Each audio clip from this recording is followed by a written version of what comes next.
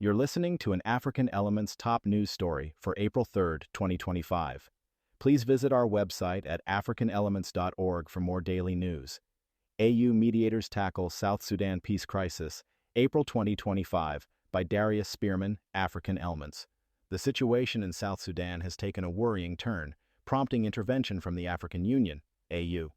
Mediators from the AU have arrived in the country, hoping to steer things back towards peace. Their main goal is to get the different factions talking again. This dialogue is crucial to saving the revitalized peace agreement known as RRCSS, which has been shaky lately. Escalating political disagreements and military actions have put the RRCSS under serious strain. The AU's presence signals a high-level continental effort to prevent a complete collapse of the agreement. Furthermore, this intervention isn't happening in isolation. It supports wider regional pushes by groups like IGAD, Intergovernmental Authority on Development, and the United Nations. All these bodies are trying to get South Sudan's leaders to stick to the peace deal commitments, especially as violations seem to be increasing. A major event rocking the nation is the arrest of Riek Machar. As first vice president and a key opposition figure, his detention sent shockwaves through the political landscape. Authorities charged Machar with inciting rebellion, a serious accusation that immediately raised tensions. Consequently, his party, the SPLM-IO, quickly declared that the peace agreement itself was now under threat. This political turmoil coincided with alarming violence on the ground. Clashes erupted, particularly in Upper Nile State, adding to the instability. A UN helicopter was even attacked on March 7th, highlighting the dangers. This violence isn't just political, it has taken on ethnic dimensions, forcing huge numbers of people from their homes and deepening divisions. The arrest and the subsequent fighting paint a grim picture for the future of the RRCSS. The situation grew even more complex with the arrival of foreign military forces. Uganda deployed battle tanks and special forces units to Juba, South Sudan's capital.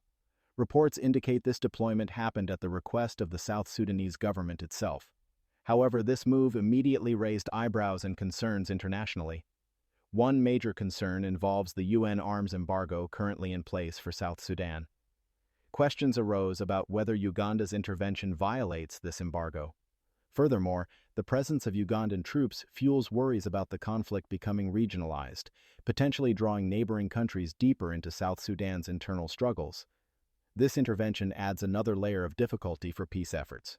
Against this backdrop of escalating tensions, the United Nations Security Council faces a critical deadline. The mandate for the UN mission in South Sudan, UNMISS, is set to expire on April 30th. Therefore, the Council is working to renew the mandate before time runs out. Discussions likely focus on how UNMISS should adapt its role given the worsening security situation on the ground. A persistent problem complicating the peace process is the slow implementation of key benchmarks outlined in the RRCSS. Progress on critical steps, like creating a unified national army and registering voters for planned elections, remains significantly delayed. Additionally, Security Council members appear divided on the best approach, with some favoring increased pressure on the parties and others suggesting more economic support might help. This division could impact how effectively the international community supports peace. Ultimately, the political and military struggles are inflicting a terrible toll on ordinary people. Recent airstrikes in Nasir reportedly killed at least 21 civilians, tragically including children. Disturbing reports also emerged, suggesting that some munitions used in the attacks contained ethyl acetate, causing chemical burns among victims. These horrific incidents highlight the brutality faced by communities caught in the conflict. The violence has also triggered mass displacement. As mentioned earlier, clashes in Upper Nile State alone have forced over 60,000 people to flee their homes. This displacement adds immense pressure to an already severe humanitarian crisis in South Sudan, where millions already rely on aid for survival. The ongoing instability makes delivering that aid even more challenging and dangerous.